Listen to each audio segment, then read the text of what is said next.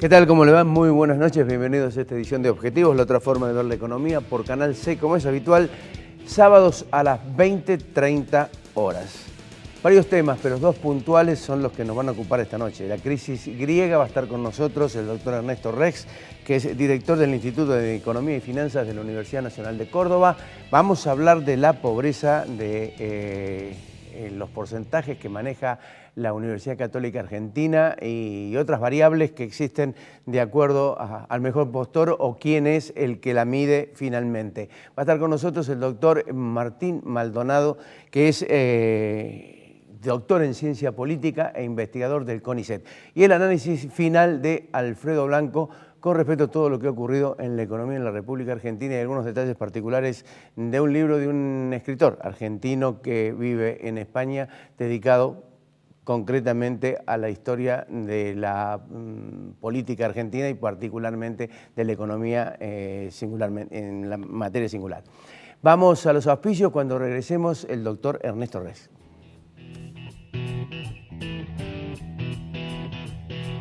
De Santander Río.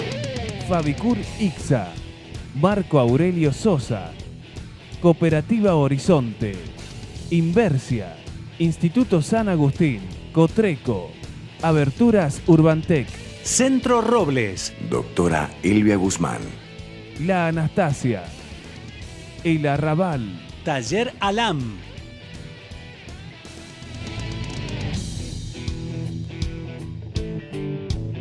Alfredo, ¿qué tal? ¿Cómo estamos? ¿Qué tal? ¿Cómo estás, Ricardo? Bueno, lo anunciabas al comenzar, vamos a hablar de los problemas económicos de Grecia, para lo cual hemos invitado a Ernesto Rex, a quien le agradecemos una vez más que nos acompañe en el programa. Gracias. Gracias, Ernesto, por venir. ¿Por qué pasa lo de Grecia? Bueno, es un tema interesante y además es interesante que lo tengamos a Alfredo en la mesa por su especialidad en la economía. Hay una larga discusión en la ciencia si tenemos que hablar de economía o tenemos que hablar de economía política. Yo creo que este es un caso claro donde el término economía política es lo que más se ajusta para la descripción de los problemas que tiene un país. Grecia está en esta situación por 3 o 4 razones muy simples. La primera razón es un país que tiene un producto per cápita, producto bruto, que es la mitad, 40% de Argentina, y en este momento tiene una deuda que es alrededor del 200% de su producto bruto. Ahora, eso fue el resultado de varias cosas. Primero, una muy mala gestión pública en el gasto, escasa administración tributaria. Para darles un ejemplo, Grecia tiene hoy una recaudación del orden del 21%. Pensemos que cualquier país de Europa tiene una recaudación que está arriba del 40%. Por otro lado, ha también trampeado con las cuentas públicas, se ha producido una situación no muy clara y por lo tanto el resultado es esto. No es igual a lo que pasó en España o en otros países de Europa, porque en otros países de Europa la crisis se derivó por un problema de una burbuja financiera. Pero para tomar el caso específico de España, cuando pasó lo de España, España tenía un 7% de superávit en sus cuentas fiscales el gobierno. Después, en 2 años, ese superávit se evaporó y quedaron con 3% de déficit. Pero Grecia no estaba en superávit. O sea, la diferencia fundamental es que en Grecia fue el sector público el que llevó a esta situación. Ahora, llegado a esa situación, tenemos que tener en claro que Grecia está en una integración. Y no está solamente en una integración económica, sino en una integración monetaria. Si Grecia no hubiera estado en una integración monetaria, podría haber creado moneda y de alguna forma u otra podría haber pateado el asunto. Ahora, ¿qué es lo que hizo Grecia? Grecia tomó fondos básicamente de Alemania. En un momento dado, el acreedor le plantea un problema. ¿Cómo va a hacer usted para pagar? O sea, es un producto muy pequeño. Grecia no tiene fortaleza económica. Uno de los grandes y tristes aspectos de Grecia es que Grecia no tiene fortaleza económica. La gente piensa que el turismo salva todo. Grecia es una economía pobre, o sea, comparada con las del resto de Europa, Grecia es una economía muy pobre. Una economía pobre, con mucho gasto, con valores desproporcionados de pensiones. En el caso de las pensiones, fíjense que hay un caso muy curioso. no solamente el monto de las pensiones por la gente que se jubila, sino hay muchas pensiones de privilegio. O sea, eso tiene un peso muy grande dentro de las cuentas públicas. Eso duró en la medida en que el Banco Central Europeo le actuó de clearing al Banco Central griego. Una vez que el Banco Central le dijo, bueno, esto no puede seguir así, forzó a Grecia a buscar otros caminos. Ahí se da otro fenómeno, que ¿qué es lo que pasa ahora? Y por eso le digo que la economía política a veces explica mejor las cosas que la economía. El riesgo que existe con grupos políticos, de los cuales en Europa hay varios, hay en España y hay en otros lugares, que generan adhesión de la gente, que generan votos positivos, que generan un deseo de cambio, pero en el supuesto caso que lleguen al poder, como pasó con el grupo de Syriza en Grecia, no tienen programa. Fíjese usted la situación. El gobierno trata de todas formas de arreglar con la famosa troika, que es el Banco Central Europeo, que es la Comisión Europea y el Fondo Monetario, y cuando no consigue los fondos que pedía alrededor de 50.000 millones de euros para pagar en 3 años, decide plantearle a su población la situación y genera un triunfo del 70%. O sea, la población dice, no hay que pagar. Ahora, ese es el riesgo de estos movimientos políticos que no tienen estructura, que tienen un pensamiento que es más bien no solamente populista, sino masivo, y que se basa en grandes discursos, pero pocos elementos y pocos instrumentos. Una vez que ganó el referéndum, el presidente Tsipras se encontró con la realidad, tenía que pagar. Y el gobierno alemán, fundamentalmente, porque el problema lo tienen con Alemania, dijo, no, bueno, basta, se acabó. Y tal es así que fíjese qué curioso, yo no coincido totalmente con eso, pero yo creo que fue un castigo lo que hizo la Comunidad Económica Europea. Le planteó un programa a Grecia y le dijo, tienen 3 días para aceptar. De hecho, hoy en Grecia no hay bancos, hoy en Grecia no hay recaudación, hoy en Grecia no hay funcionamiento de capitales. Y ese mismo gobierno que una semana atrás ganó un referéndum por 70%, le dice a su población, tenemos que aceptar las condiciones de la Comisión Europea. ¿Pero no le habilitaron 80.000 millones de...? Si acepta las condiciones. Si acepta las condiciones. Si acepta las condiciones. ¿Es eso incremento de impuestos? Claro, si acepta, porque claro, ¿qué es lo que le pide la Comunidad Económica? Básicamente le pide 4 cosas. Que mejore la administración tributaria. Cuando yo le decía que en Grecia el nivel de recaudación es del 21%, no le estoy diciendo que tiene uno de los niveles de evasión más altos del mundo. O sea, que mejore la administración tributaria, que incluya el impuesto al valor agregado, que en este momento no lo tiene, que reasigne el tema de las pensiones, y lo que es más serio, que es prácticamente un elemento, yo diría que es el ultimátum, Grecia tiene que poner una cantidad de activos a disposición de la Comunidad Económica como garantía de su deuda. Es decir, hoy Grecia está en una situación, digamos, es el peor de los mundos. Ahora, el gobierno no es ajeno a esa situación. O sea, yo acuso al gobierno de haber embaucado a su gente. Porque un gobierno que le dice no podemos ceder a la comunidad y una semana después hace aprobar esto, es una cosa muy difícil. Claro. Ahora, Ernesto, el actual gobierno, que por otra parte enfrenta ahora una crisis política de dimensiones importantes, porque a veces a la distancia uno no percibe, pero la alianza que termina votando el acuerdo con los acreedores, en realidad es una parte de Syriza. Se le fueron 100 votos sobre 130. Claro, se le fueron 30 votos. Además cuentan con el apoyo de la derecha, que claro, era un partido claramente de derecha, más los que eran oposición que ellos denostaban, los socialistas, los liberales y los conservadores. O sea, está con una crisis política importante. Pero este gobierno hace unos meses que está. Hace 5 años que Grecia viene en recesión, más o menos, con gobiernos de otro signo, digamos. que supuestamente deberían haber tenido programa. Digo, ¿qué pensás vos? ¿Qué garantías hay? No, que si se cumple, sí, va a salir finalmente. te lo voy a contestar en dos partes. La primera parte coincido exactamente con vos. Lo que pasó en Grecia es el resultado de un conjunto de complicidades conjuntas. Mientras a mí no me cobren impuestos, que el gobierno haga lo que quiera. Mientras a mí me pague la jubilación, que el gobierno haga lo que quiera. Y eso es un llamado de atención para Argentina, de incluir tantos jubilados que no tienen aportes, que es una cosa como medida social parece muy buena. Se aumentan 1 o 2 millones de jubilados, pero sin aportes. Bueno, en Grecia pasa una cosa parecida.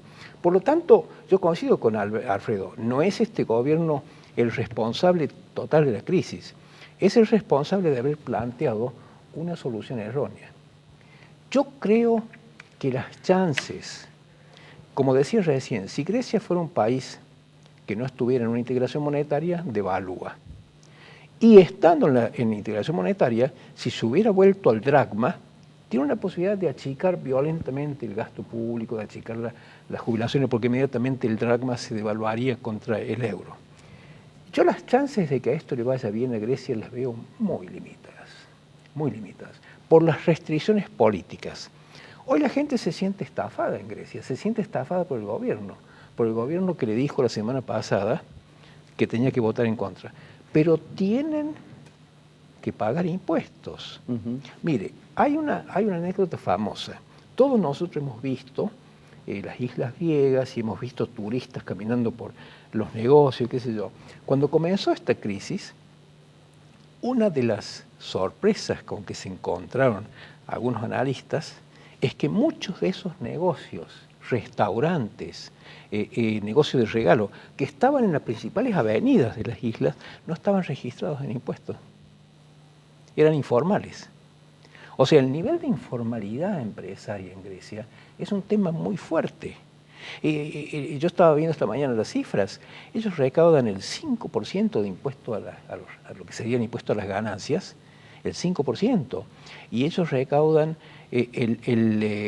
de la recaudación total, y recaudan el 5% por impuesto selectivo al consumo. O sea, ellos están recaudando en este momento más o menos lo mismo que está recaudando Panamá o que está recaudando Costa Rica. No, el problema es que esa laxitud que han tenido durante años y años, ahora transformada en una política eventualmente de Estado, si se toman las directivas o los consejos que el Fondo Monetario, el Banco Central y la Comunidad Europea le propone, esto va a originar un conflicto social que se va a ir cada vez más en ascenso. Ahora, de hecho, el Fondo Monetario es el único que les puede prestar plata barata.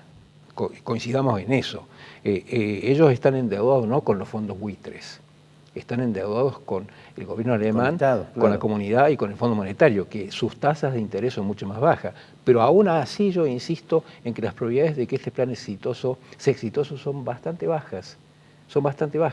Yo creo que va a haber una fuerte resistencia de la población.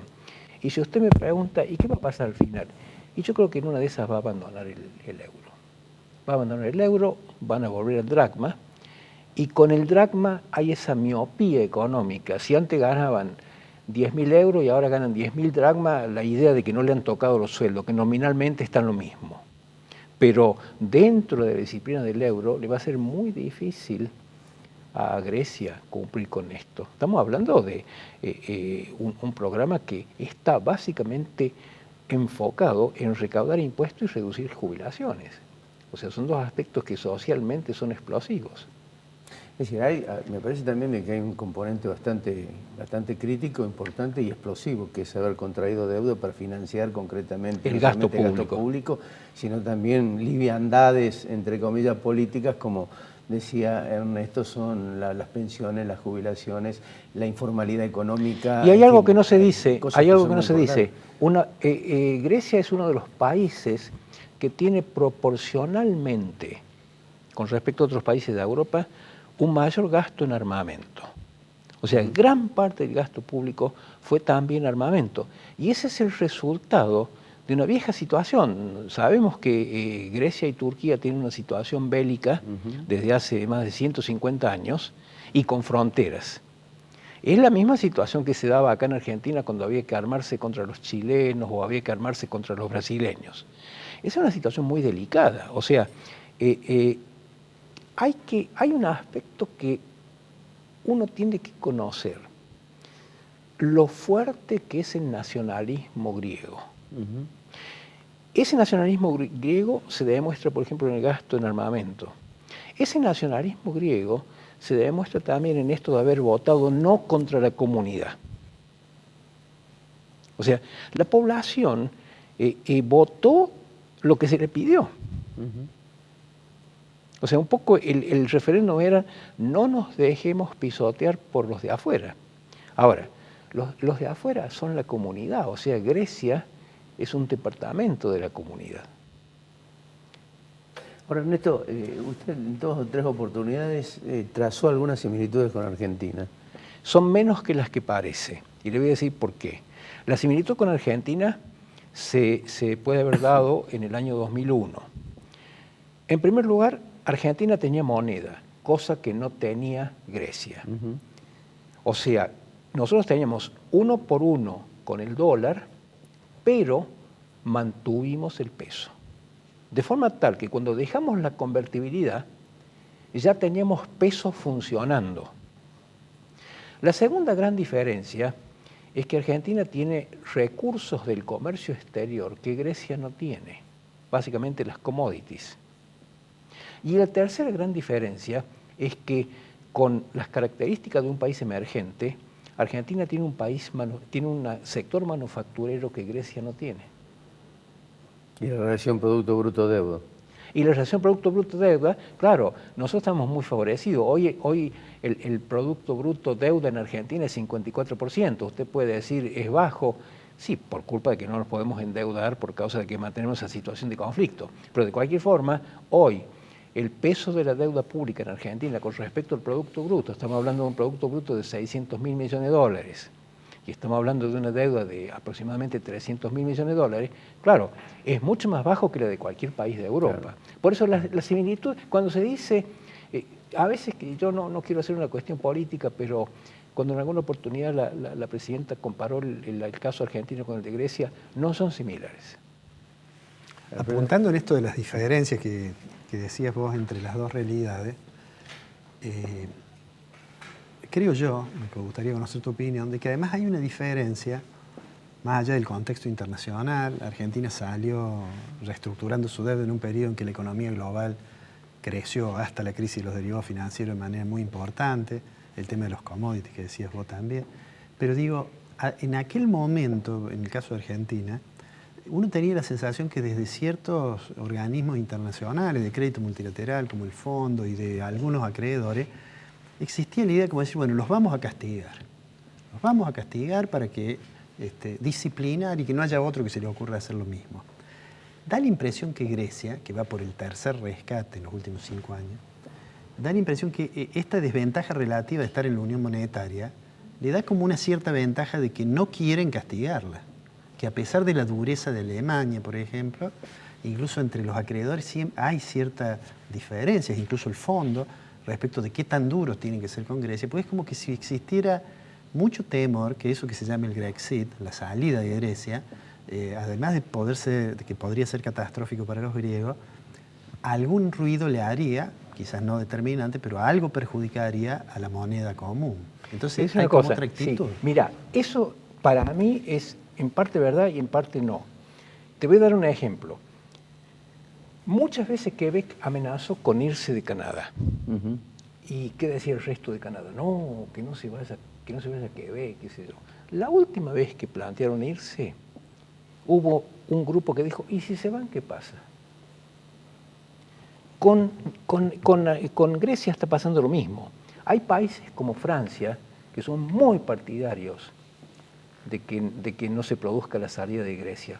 Pero Alemania dice, ¿y si se produce el Brexit, qué pasa? Bueno, el ministro alemán casi que lo alentó, ¿no? Claro, o sea que no es tan así. O sea, yo creo que la situación de Grecia es muy difícil. Y lo veo difícil porque por más que los que hayan hecho mal las cosas sean los gobiernos, por más que la presión venga de la comunidad, lo van a sufrir el pueblo griego. Es decir, volvamos a las medidas, aumentar los impuestos, reducir el gasto público, reducir las pensiones, es algo que cae directamente sobre la población. Total y absolutamente ortodoxas. Claro. Pero necesario en un contexto que Grecia no había adoptado anteriormente. No. Bueno, ahora, ¿qué pasaría si Grecia se convierte en un leading case y hay algún otro país en condiciones de caer en la misma situación que Grecia? Bueno, en Europa no. En Europa no. Mire, él ha vuelto ahora de Europa, que posiblemente tenga información más fresca que yo. Yo veo que España ha salido del problema, fuertemente. De hecho, va a ser la economía que más va a crecer. Sí, ha salido. Irlanda solucionó su problema. Portugal está andando bastante bien, que era otro país con problemas. Italia todavía tiene algún problema de desempleo muy fuerte. Islandia lo resolvió de otra forma. Dijo, si los bancos se tienen que fundir, se funden. Claro. Hoy decir que hay crisis en Europa no es una expresión acertada. Decir que hay desempleo, claramente hay desempleo. Pero eso es una cosa clara. Cuando uno tiene una situación como la que tuvo Europa, lo primero que se recupera es el nivel de producto, no el de empleo. El de empleo va a llevar mucho tiempo. Ahora, yo quería insistir en algo, diferenciar a Argentina, por ejemplo, de Grecia. Yo llevaba un trabajo a la OSD para comparar qué pasó en Argentina y en Brasil después de la crisis internacional. Y es muy curioso qué pasa con las tasas de crecimiento. La tasa de crecimiento, si bien puede haber habido 1 o 2 puntos de más cuando hablan de las tasas, pero hubo tasas muy importantes en toda la década. Entonces, las tasas de crecimiento, en el 2001, la tasa de crecimiento argentina no existía porque había habido 15% de pérdida del producto. Pero tomando Brasil y tomando Argentina, es muy curioso cómo se hace una tijera. O sea, la economía argentina, con todos los problemas que tenemos, demuestra gran dinamicidad para salir de las crisis. Todavía demuestra gran dinamicidad de salir de las crisis. De hecho, ese 15% de pérdida del producto nosotros lo recuperamos en 3, 4 años. Está bien que fue un rebote de consumo, que había inversión no utilizada, pero se salió rápido. En Europa son economías más viejas, que cuesta mucho más salir de situaciones. Hoy todavía España tiene un desempleo que está en el 25%. Claro. O sea, es una situación diferente. Ernesto, muchísimas gracias. Gracias por venir y por la invitación. por el aporte. Gracias. Cuando regresemos, el doctor Martín Maldonado, con él hablamos de pobreza. Cheers.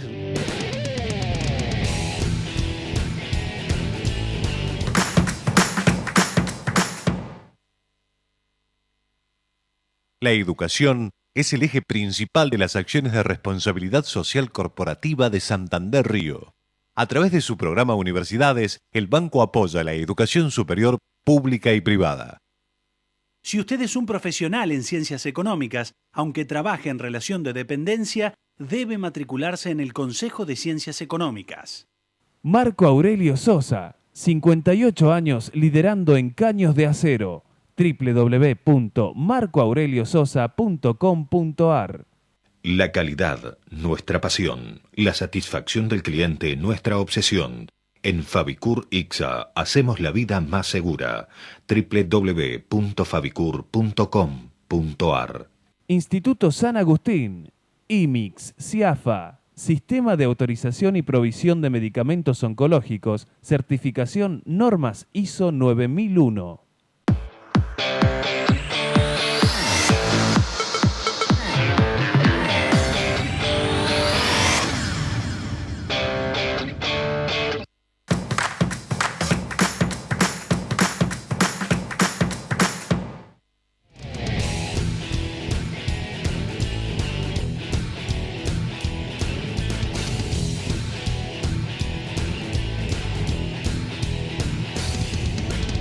Una controversia se ha desatado en la República Argentina a raíz de las mediciones de la UCA con respecto a la pobreza en nuestro país. Las respuestas, decíamos antes de comenzar este bloque con Alfredo, resultan realmente insólitas, la del jefe de gabinete de ministros de la República Argentina, Aníbal Fernández. Está con nosotros el doctor Martín Maldonado, que es doctor en Ciencia Política e investigador del CONICET. Para introducirnos en el tema, le pido al señor director que coloque la placa que de alguna manera nos va a ayudar a entender muchas cosas. Allí está la placa. En el ranking, la Argentina, entre 187 países, ocupa el lugar 49. El INDEC tiene una cifra oficial de pobreza de 4.7. La consultora X de Artemio López, 13%. La provincia de Córdoba, 15%. La CGT oficialista, 18%. El CAOS en la capital federal, 20%. El índice de ATE de ex trabajadores del INDEC, 25%, la consultora Ecolatina de La Baña, 27%, la Universidad Católica, 29%, el índice barrial de precios de barrio de pie, 30%, los cálculos propios de Clarín y La Nación, 36%, el CIPES de Córdoba, que no está ahí concretamente, orilla también entre el 28 y el 29%, y si usted toma concretamente los montos que el INDEC tiene en materia de ingresos, le da el 20.8%. Eso más o menos nos introduce en el tema con Martín Maldonado, y le damos la bienvenida, Alfredo. Martín, bueno, a ver, ¿cuál de todo esto es realidad? ¿Todos y ninguno? Todos y ninguno. Todos y ninguno. Tiene un truco la respuesta, porque realmente es todos y ninguno. En el sentido de que evidentemente no es del 4,7% la pobreza. Eso está artificialmente tirado hacia abajo. Pero hay dos lecturas acá que son como muy importantes. La lectura superficial es esta en la que se queda el primer análisis de un porcentaje del 4, del 36, no es ninguno de los dos, está en algún punto en el medio. Y en esa lectura se quedan los medios, y en esa lectura se queda un debate como superficial, donde hay una evidente manipulación política de las cifras, irresponsable, donde es directamente proporcional a la posición en la política. Los oficialismos, todos los oficialismos de manual, tienden a tirar los índices artificialmente hacia abajo, con artilugios metodológicos, con trucos en la recolección de los datos. Los índices que son malos, digamos. Claro. Los que son buenos tienden a tirarlo hacia arriba, por ejemplo, el crecimiento del producto. Sí. Es el ABC de la política, digamos. Los oficialismos tiran los índices de pobreza, es malo, por supuesto, artificialmente hacia abajo, y las oposiciones todas, en los tres niveles, artificialmente tienden a inflarlos. Entonces esa es la primera lectura que cabe, que es donde suelen quedarse la mayoría de los análisis, entrampados en una versión del tema pobreza de la falsa antinomia cántica en su versión de índices de pobreza. Lamentablemente pocas son las oportunidades que tenemos, y por eso yo te agradezco, Ricardo, que me invité, de pasar a una segunda lectura, que es un poquito más compleja, y que tiene que ver con la raíz de la pobreza. La pobreza está cambiando aceleradamente su naturaleza, su composición, su esencia. La pobreza es cada vez menos material y cada vez más simbólica, más de membresía, de participación en la vida comunitaria, en la vida política, social, económica de la comunidad de referencia de cada persona. Cada vez es más si tengo posibilidad o no de leer el diario, ir al cine, opinar, informarme, ser parte de salir a divertirme con mi familia. Cada vez es más eso, cada vez menos es carencias materiales. Yo siempre digo que la pobreza antes era esencialmente no tener, y ahora es no poder hacer. Cada vez vemos más en el mundo, y en Argentina en particular, que cuantitativamente las necesidades básicas de la población,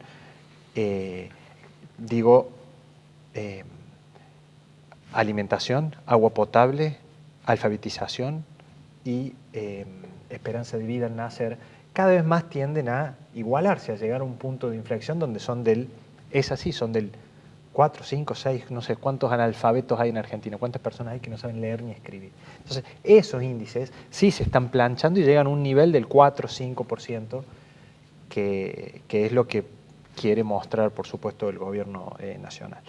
El tema está, me parece a mí, en que cada vez más esos índices que miden bienestar material, cada vez miden menos la pobreza, porque hoy los verdaderos flagelos, el número cuantitativamente grande de pobreza, son los que llamamos los pobres invisibles. Es gente que trabaja, y mucho, tiene a lo mejor en el ingreso del hogar, tiene un ingreso en blanco y uno en negro, que tiene una vivienda, pero que no llega a fin de mes. Eso es lo que está recogiendo los otros índices que miden pobreza por ingreso. No es una medición de la pobreza estructural basada en carencias materiales, sino una pobreza, lo que se llama pobreza por ingreso, que es si el dinero me alcanza para comprar una canasta básica de alimentos. Cuando la UCA usa otra canasta, usa otra medición de la canasta, usa la misma canasta, pero ajusta no por los índices de precios del gobierno que están manipulados, sino por índice de precios privados, allí se produce la diferencia y aparece este porcentaje de 28%, que a mi criterio está mucho más acercado a la realidad que el oficial.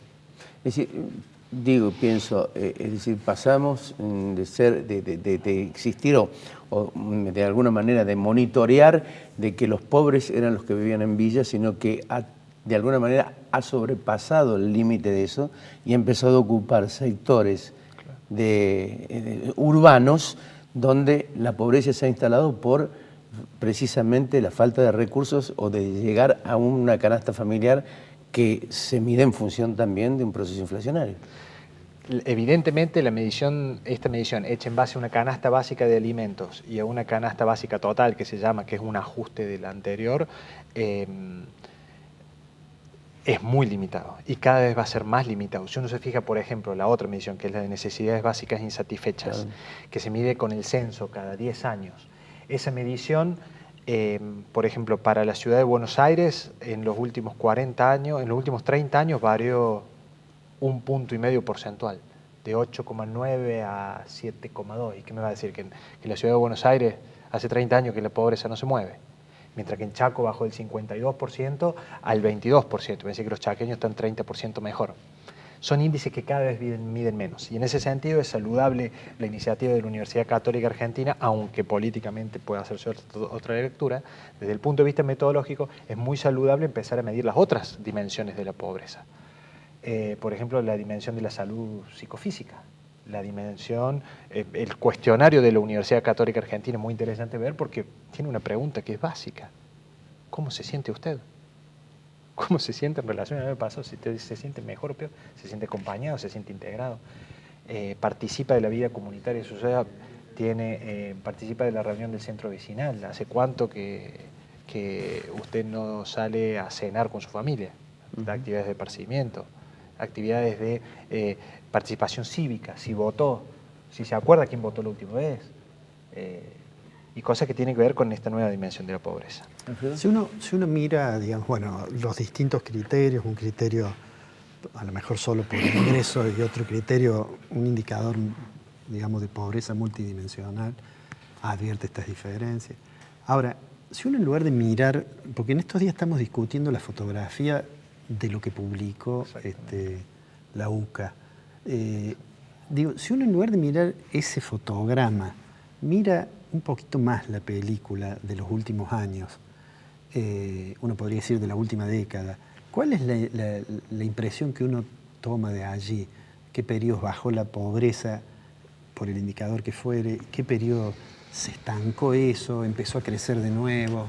¿Cómo se ve eso? Que parecería una discusión a lo mejor más interesante que discutir el dato de ayer, digamos, porque no tendría punto de referencia. ¿O por qué, por ejemplo, si vos designás o destinás subsidio 750.000 millones de pesos para planes sociales, seguís teniendo este nivel acentuado de pobreza? ¿No? Sí. Exactamente, ese es el nivel de planteo de un poco más largo plazo que estamos nosotros tratando de proponer. Y en ese sentido, la respuesta es: disminuyó la pobreza y creció la inequidad. Creció la desigualdad. La pobreza en términos absolutos sí se mide por acceso a agua potable, a vivienda, a educación. Esa pobreza en modo absoluto ha decrecido en toda Latinoamérica. Y en ese sentido hay que reconocer, bueno, que el gobierno nacional tiene, uno puede estar de acuerdo o no, pero tiene una política social, la lleva adelante con mucha fuerza, y eso sí se ve y tiene un impacto cuantitativo en la disminución de la pobreza. Lo que ha crecido es la inequidad. Yo recién escuchaba el análisis en el bloque anterior sobre la situación de Grecia, se hablaba de la recuperación del empleo, y aquí lo que está pasando es que los mecanismos de distribución propios de la modernidad cada vez funcionan menos. En la modernidad, el crecimiento económico nos dio la receta para un bienestar material que suponía que íbamos a distribuir a través de 2 o 3 mecanismos de distribución básicos, que eran el empleo, la salud pública y la educación pública. Estos 3 factores cada vez distribuyen menos. Nos tenemos que ir preparando hacia economías donde la generación de crecimiento se va a dar en sectores que son intensivos en capital, e intensivos en capital, intensivos en tecnología, intensivos en creatividad y en capital financiero, y no en mano de obra, que son los sectores pujantes en este momento. Entonces se va a generar cada vez más, y eso Argentina no escapa ese fenómeno. Hoy una máquina de esta que hace siembra directa maneja un campo que antes necesitaba 20 trabajadores rurales. Entonces, la robotización. La robotización y más son fenómenos que ocurren a escala global y que permiten esto, que disminuyan niveles objetivos de pobreza mientras aumentan niveles subjetivos de inequidad y de desigualdad. Sí, falló la distribución de la riqueza. No falló. No hemos generado nuevos mecanismos para distribuir. Tenemos que hacer un esfuerzo político, creativo, de refundación de la política y de los mecanismos que van a distribuir. El trabajo, pleno empleo, yo no digo que no mantenga su importancia, pero cada vez menos opera como factor de distribución. Es por eso que la polémica asignación universal por hijo, aplaudida desde muchos sectores académicos, intelectuales, yo también la apoyo, es un derecho ciudadano, pero en cierto modo representa un fracaso de no saber por qué le tengo que dar dinero a esa persona o qué hacer con esa persona dentro de la participación en la vida económica, política. Si uno la mira del otro lado puede leerse como un fracaso, no como un fracaso, como una falta de creatividad, necesidad del fracaso. De necesidad para no saber por qué tengo que darle una retribución a esa persona por el solo hecho de ser argentino. Sí, en todos los países del mundo, aún en el periodo de crecimiento antes de la crisis financiera, en 2008, en realidad, y países que crecieron mucho, los emergentes crecieron con aumento en los niveles de desigualdad. Claro, la preocupación de Piketty, que se hizo famoso últimamente, esta es una preocupación que está en el libro de él. Claro, en ese libro Capitalismo del siglo XXI, él dice, claro, el planteo de Piketty, no sé cómo se dice, es muy simple. Es mientras el sector más pujante sea el sector financiero, vamos a estar en problemas porque no hemos inventado nuevas formas de redistribución. Ese es el debate de fondo que hay que darse. A mí, este debate sobre los índices de la pobreza que salta a los medios cada 6 meses, cuando la UCA publica, es un mensaje superficial. ¿Dónde está el debate político de fondo donde se dice cómo vamos a distribuir en una economía donde no hacen falta trabajadores? No hacen falta trabajadores. Entonces, lo de Piketty es cierto, dice, bueno, mientras el sector más pujante sea el financiero, estamos en problemas porque ¿cómo vamos a hacer para distribuir? Punto 1, hace falta la voluntad política. Supongamos que esa voluntad hace falta un esfuerzo creativo de política pública que no nos hemos dado porque seguimos con los instrumentos modernos de redistribución que están basados en empleo, en educación pública, en salud pública, que pierden cada vez más su poder redistributivo. Pero lo que pasa es que se ha prometido muchas veces una reforma financiera para tratar de regular precisamente las ganancias de esos grupos financieros y nunca se ha hecho. Es decir, no hay decisión política para hacerlo. Ahí vamos a los debates de fondo. ¿Quiénes van a ponerse del lado de los pobres cuando haya que votar una reforma de fondo y una distribución en serio? Claro. Si al gobierno nacional se le pueden reconocer muchísimas innovaciones y muchísimas políticas públicas en favor de los más necesitados, pero también tiene algunas contradicciones y algunas deudas pendientes. No podemos seguir con la estructura impositiva regresiva que tenemos, no podemos seguir con distribuciones de coparticipación, una ley de coparticipación que nos debemos hace más de 20 años, y no podemos seguir con subsidios distorsivos asignados de acuerdo a capricho político para un lado o para el otro, tanto para empresas como para individuos, me da lo mismo. Quiero decir, hay cuentas pendientes importantes dentro de un gobierno que, debo reconocer y apoyo, ha tenido un enorme interés político en llevar este tema a la agenda y en hacerlo realidad a través de derechos efectivos en la gente. ¿Por qué no medirlo? ¿Por qué esta intervención en el INDEC? Bueno, son cuestiones políticas que exceden el análisis, ¿no? Vuelvo al tema anterior acerca de cómo el crecimiento ya no implica necesariamente mayor igualdad, sino a veces más desigualdad. Y lo complejo de esta discusión, me parece a mí, no sé cuál será tu opinión, es que la distribución, tal cual como está concebida en nuestra forma de organización social, está directamente vinculada a las formas de la propiedad. Y si uno discute que la distribución tiene un problema, está muy cerca de empezar a discutir problemas de propiedad. Y ahí me parece que eso hace mucho más complejo la búsqueda de los elementos técnicos que permitan hacerlo, porque por delante está esta otra discusión que tiene que ver con los intereses y con la defensa de la propiedad de cada uno. Digamos. Claro. Y ahí viene, vos cuando tocas el tema de la propiedad, tocas uno de los temas fundamentales que tienen que ver con esta refundación de lo político y de lo económico, que va a ser necesaria, de lo cual estamos viendo algunos modelos o algunos ejemplos en América Latina.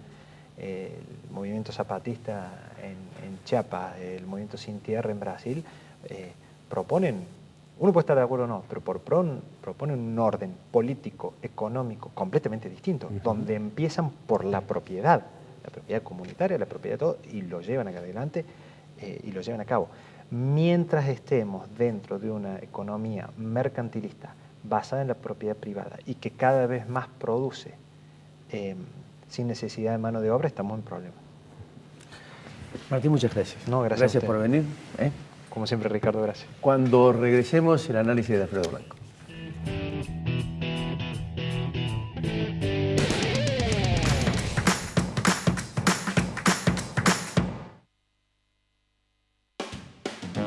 Córdoba limpia, limpia Cotreco.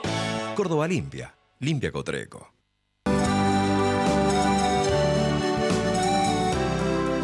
Muchos cordobeses tenemos la sensación de vivir con lo justo, que para más no alcanza. Y hay mucho de cierto en eso. Por ejemplo, Ada Bustamante, docente, alquilaba un pequeño departamento y se privó al máximo de todo lo que la mujer puede querer. Salida, ropas, calzado, billutería, etc. O Jorge Gaido, vendedor ambulante, no tiene auto todavía, no tiene cable, no sale de vacaciones, etc. O también Ada Massa, ama de casa, que tampoco tiene auto o moto todavía, ni tiene internet, ni un aire acondicionado siquiera. Todos ellos tienen algo en común. Lograron la casa propia a través del sistema Horizonte. La casa mínima inicial tal vez y después se ampliaron. Entonces es cierto que vivimos con lo justo, pero hay que ver a qué le damos prioridad. Ellos achicaron el gasto, se tuvieron fe y tomaron la decisión. Primero la casa propia, para ellos, para sus hijos, y después viene lo demás. Usted también puede. Horizonte, los pies sobre la tierra. Aberturas Urbantec, tecnología alemana, producción argentina, www.urbantec.com.ar. Inversia Mediterránea de Inversiones, SRL.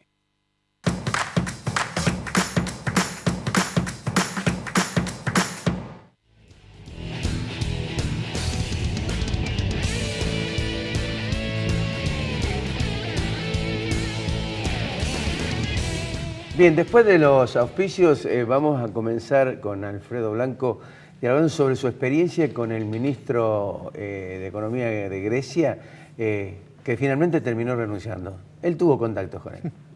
Auspicios.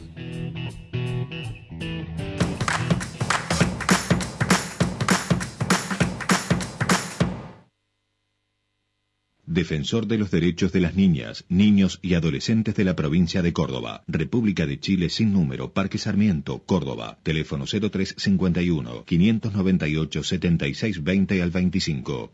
La calidad, nuestra pasión. La satisfacción del cliente, nuestra obsesión. En Fabicur Ixa hacemos la vida más segura. www.fabicur.com.ar. Marco Aurelio Sosa, 58 años liderando en caños de acero. www.marcoaureliososa.com.ar.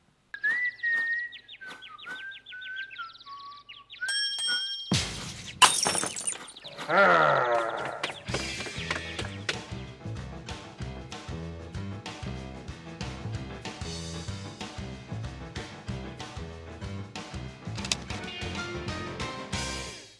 MUNI te recuerda que muchos trámites los podés hacer directamente online, en cualquier computadora. Ingresando a www.cordoba.gov.ar podés solicitar copias de actas de casamiento, nacimiento y defunción, iniciar la habilitación de tu negocio, registrarte como proveedor, consultar multas municipales, informarte sobre vencimientos e imprimir tus cedulones, entre otras gestiones.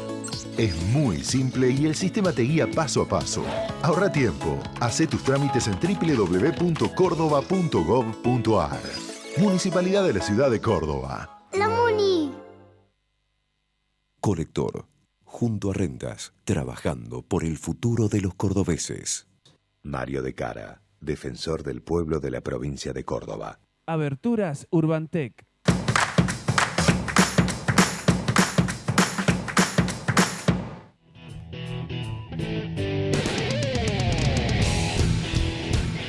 Yo no estuve la semana pasada, pero Alfredo dijo, el ministro se va, y se fue. No sé si antes que habló con él, o le escribió a él, o después que terminó de escribirle, porque aparentemente por ahí en lo que le mandó decir al ministro desapareció, después volvió a aparecer. Contalo, ¿cómo fue? Bueno, yo no tengo contacto con... Es el exministro. El exministro, ahora es exministro. Contemos un poquito de Grecia, aprovechando además del contexto que nos dio Ernesto Rex. Nosotros hemos venido diciendo aquí, bueno, el problema de Grecia. Dijimos que las diferencias que tenía con Argentina, muchas de las cuales las volvió hoy a referir acá Ernesto, pero hubo un punto muy importante que fue a principios de junio, cuando saliendo de la reunión de Bruselas, el primer ministro dijo vamos a pagar el viernes el primer vencimiento del fondo, y el día jueves, a principios de junio, Grecia hizo uso de una atribución de cualquier país miembro que cuando tiene varios vencimientos en un mes, unificarlos todos y dijo, bueno, vamos a pagar a fin de mes. Nosotros en ese momento dijimos, Grecia está comprando tiempo, está tratando de ver, y dijimos la segunda cosa que me parece que se fue haciendo cada vez más importante, y es que al interior del partido de gobierno había más de una mirada sobre cómo tratar esta situación con los acreedores.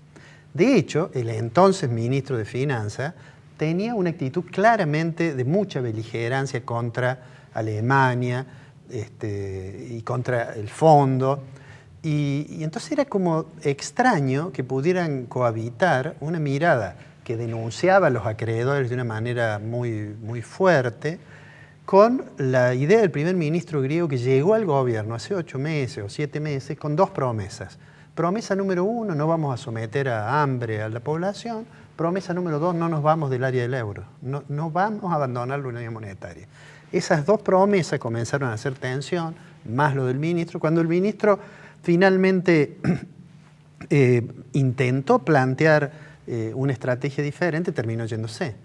Terminó yéndose básicamente porque el primer ministro priorizó el acuerdo por sobre la ruptura. El viernes anterior al referéndum, nosotros dijimos acá que ese referéndum, si ganaba el sí, el primer ministro se tenía que ir, que era decirle al gobierno, acuerde con los acreedores. Si ganaba el no, dijimos nosotros, va a tener problemas lo mismo, porque no está decidido a irse, y porque en todo caso el referéndum, bastante complicado por otra parte la forma en que se preguntó, lo quería como para tener más poder para negociar un poco mejor. ¿Cómo terminó eso? El lunes el ministro de Finanzas renunció. Y anunció, y la referencia que vos haces es a un comentario que yo le hice en un blog que él tiene, porque él en realidad, ni bien fue, ya siendo exministro, se anunció el acuerdo, él dijo, todavía no lo he visto bien, pero estos son algunos pensamientos. Y, digamos, detalló 10 pensamientos que el más suave dice, con esto Grecia se rinde. Con esto pierde la dignidad. Esto no va a funcionar porque hace 5 años que venimos en recesión. Esto va a traer más problemas, etcétera, etcétera. Era claro que iba a votar que no en el Parlamento, él, junto a casi una treintena de diputados del partido de gobierno que se han opuesto. En esa oportunidad, y lo que voy a hacer referencia, que yo le hice un comentario diciendo, bueno, ¿cuál era la estrategia entonces? Si a él le parecía bien que se fuera de Grecia del euro, siendo de un gobierno que había prometido quedarse. Bueno, yo supongo que en estos días va a contestar, porque por ahora el comentario está en el blog del exministro, sujeto a moderación. Dice, que lo estará leyendo. Bueno. Pero, Quiero sí decir una cosa más sobre esto. Yo creo que ahora se abre, y esto me parece que lo vamos a ver en las próximas semanas, una profunda crisis de naturaleza política de la cual va a depender el éxito del programa de ajuste. Allá le llaman austeridad. Es un ajuste, como decía Ernesto Rey, subimos impuestos, incluso un plan de privatización. Bueno, digo, me parece que ahí se juegan las posibilidades y obviamente va a cambiar la estrategia de alianzas del primer ministro, porque si no, no se va a poder sostener y va a terminar con elecciones anticipadas. Me parece que más allá de lo difícil que es que el plan dé resultado por cuestiones técnicas, crucialmente es porque a nivel político este partido que llegó criticando a los partidos tradicionales, etcétera, va a necesitar del apoyo de esos partidos porque su propia estructura la tiene fragmentada. Yo creo que más va a figonear precisamente todo este procedimiento va a ser Alemania. Y además Alemania, que es el principal acreedor. El principal acreedor. Déjame que esto tiene que ver con algo. Me gustaría hacer un comentario sobre un libro. Sí, ¿no? sí. Nosotros habitualmente no hacemos comentarios sobre el libro, pero casi producto del azar, me acercaron el editor de un libro que se llama Argentina, una irresistible persistencia populista, escrito por un argentino, Miguel Ángel Mieres, a quien yo la verdad no conozco, reside en España, un hombre que viene de la militancia en la izquierda y que hace un análisis de la historia argentina y de lo que se llama el populismo muy interesante. En el programa pasado, vos tuviste a Adrián Simeoni, que en una mirada muy crítica a las expresiones, digamos, populistas, ha escrito el libro Éramos tan progres. Bueno, este libro, que va a estar en las librerías argentinas, supongo que en agosto, es muy interesante porque trata de analizar ese fenómeno, digamos, con dos condiciones interesantes. Una, dice desde dónde lo va a analizar. Lo analiza desde una mirada muy crítica a los revisionistas de la historia argentina. A aquellos que creyeron ver en una línea de Rosas a Perón una continuidad de lo nacional y de lo popular, que en lo político terminó consolidándose en el peronismo, antes de eso en el golpe del 43. Y la mirada la hace explícitamente, cuestionando esa mirada y cuestionando su costado en lo económico, el nacionalismo económico, todos estos rasgos que constituyen lo que a algunos, este autor en particular, llama esta especie de nacional populismo, que es el peronismo, ¿no? Diríamos nosotros claramente con matices vinculados, aunque quizás tardíamente, a lo que fueron las expresiones del fascismo europeo. Es muy interesante porque él deliberadamente quiere confrontar con esa otra mirada revisionista y uno puede o no estar de acuerdo con el planteo, pero... Laclau no hubiera estado. ¿Cómo? Laclau no hubiera estado. No, bueno, sí, seguramente no. Pero es interesante porque yo creo que está hecho con rigurosidad, está hecho, me parece, con mucha honestidad intelectual, está hecho desde la perspectiva de una persona que, insisto, yo no lo conozco, pero he leído que en los 70, antes de emigrar, militaba políticamente en la izquierda, y entonces tiene como esa interpelación a la izquierda que a veces ha tenido una relación de odio y amor con el peronismo. Y en ese sentido abarca, yo diría, desde Rivadavia hasta el presente, un análisis tratando de encontrar, digamos, los meandros por los cuales ha transcurrido los cambios de opinión y de decisiones en la Argentina. Me parece, yo cuando el libro esté en Argentina voy a volver sobre el tema y voy a hacer un comentario más específico, pero quería ahora, porque además debería agradecerle al editor que ha tenido la gentileza de enviarme la edición electrónica. Y ahí está la tapa. Claro, O sea, esa es la tapa del libro, que además me parece muy significativa. simpática. Están los rostros ahí de Rosas, de Perón, de Cristina. Tiene Cristina. Y de Néstor. De Néstor. ¿No? En una montaña, digamos, emulando lo que estamos acostumbrados a ver rostros de, digamos, de los fundadores de Estados Unidos. Bueno, pero quería hacer ese comentario. Déjame que diga una cosita más, yo sé que nos estamos yendo sobre Argentina, porque estas tres cosas tienen que ver, ¿no?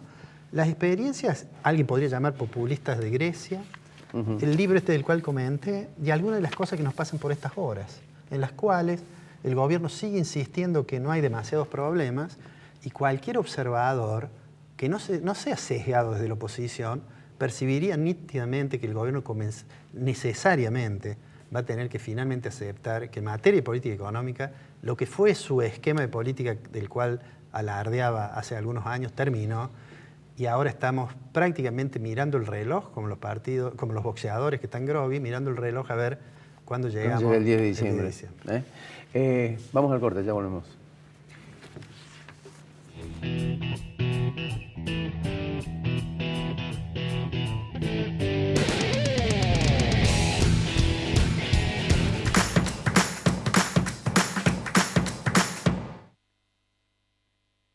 La Anastasia, buena comida, 24 de septiembre 1035, Barrio General Paz.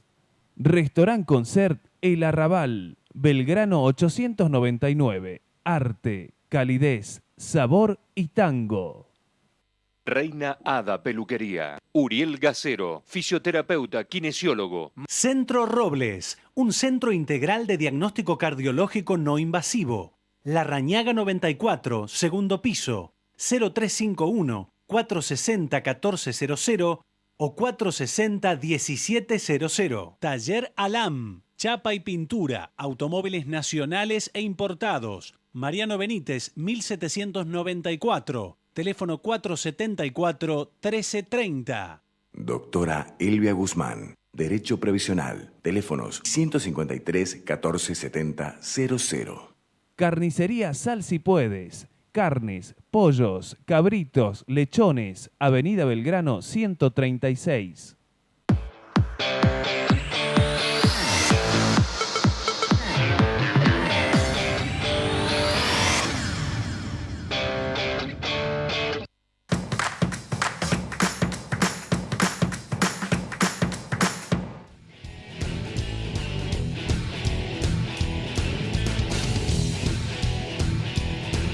Alfredo, no queda más tiempo que decir hasta la semana que viene. Señores, esto ha sido todo por hoy. Creo que ha sido un programa bastante interesante. Hemos hablado muchísimo de Grecia. Creo que se ha, de alguna manera, visualizado un panorama bastante interesante del análisis que hizo tanto Res como Alfredo Blanco. Hemos hablado de la pobreza con una medulosa e incisiva comentarios y, digamos, análisis de Martín Maldonado, que de alguna manera pone en evidencia los rasgos de identidad que tienen algunas palabras de los funcionarios nacionales, es decir, totalmente desajustado de una realidad que los golpea en la frente día a día, pero que están absolutamente convencidos de que no es así. Tal vez sea todo lo contrario y sea una puesta en escena, pero detrás de esa puesta en escena hay una sociedad. Hay seres humanos. Chao, hasta la semana que viene.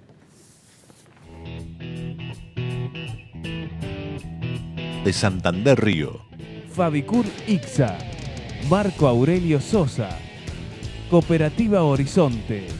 Inversia. Instituto San Agustín. Cotreco. Aberturas Urbantec. Centro Robles. Doctora Elvia Guzmán. La Anastasia. El Arrabal. Taller Alam.